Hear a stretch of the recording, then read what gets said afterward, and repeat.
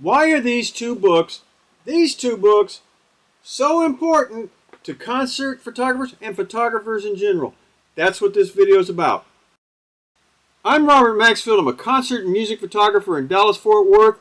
That's Texas. And welcome to Max Concert Photography, where we talk everything concert photography related. And sometimes we talk other things photo related too.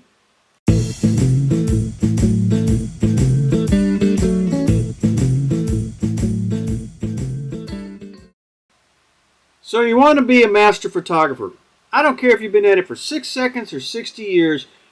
90% of all photographers miss this one important component, and that's learning to become the master student. So my roommate for Christmas gave me a couple books for Christmas, and to be honest, when I first got them, I was like, okay, I'm not a big fan of The Who, but I like The Who. I like Tommy. I like Pinball Wizard. Great rock opera.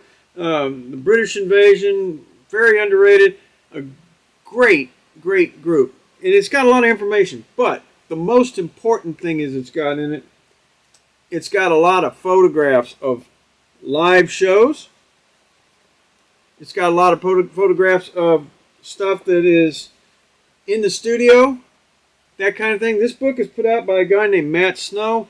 And that photograph right there is a classic right there. So this kind of stuff shows you what real big name bands look like on stage, or they did in the past, and you can find how things are supposed to look like. This is a classic. The book is incredible, and my roommate's a genius. Second book I got was one called Rush Album by Album. And if you look at the front of this thing, guess what? There is concert photography right on the front of this thing. On the back, too. So all of this, when you look at it, the whole entire book is full of music history for the band, each one of their albums. It shows them in concert and what they were really actually like.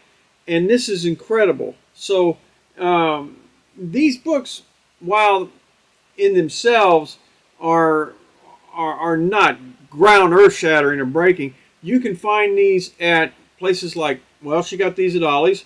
You can find them at Books A Million. You can find them on Amazon, places like that. This one's by Martin Popoff, if you like Rush. But the photographs that are used in this particular book are amazing. So if you study and you're learning to do concert photography, you might pick up a few of these books that gives you an idea what some of these photographers in these bands looked like when they were actually on stage. So you're looking at them going, Bob, what the hell is this going to teach me by reading this book? Well, looking at the book, you can see angles, how to shoot angles at certain artists.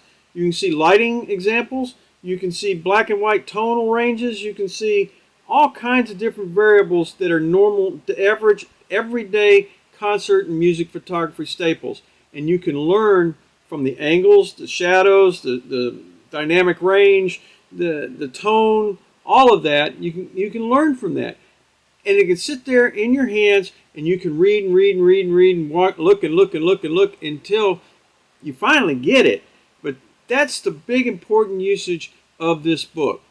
These two books. Let's face it, people are just not born photographers. There's a lot to it. You go out and you have to select a camera, you have to learn how to use it, you've got to find places to improve and hone your craft.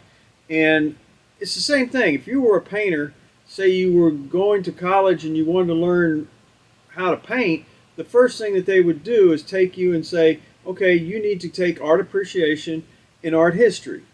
And you go, I don't want to take art history and art appreciation. All I want to do is paint. Okay, but you need to see what the past and what everybody that was before you looks like. I'm constantly out there studying. So, I mean, even as far as it goes back to basics, I watch Steve Brown, I watch Andrew Bowie, those kind of people that teach the basics. And then I watch advanced photography stuff. I like Steve Perry and Simone d'Entremont. If you're going to do wildlife and nature photography, those kind of things.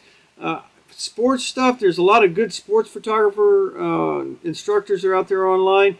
And go out and investigate and play with a little bit of their stuff and see if you like it. But learning is the key to becoming the best photographer you can be. Okay, for food, I watched Scott at Tin House Studios. I went back to school and I studied my commercials. I studied under Greg Milano and Milano Studios. So if you want to learn to shoot food from people that shoot food, those are the guys. But never give up learning and stop learning. Improve your craft by getting an education and becoming the master student. It'll make a big difference.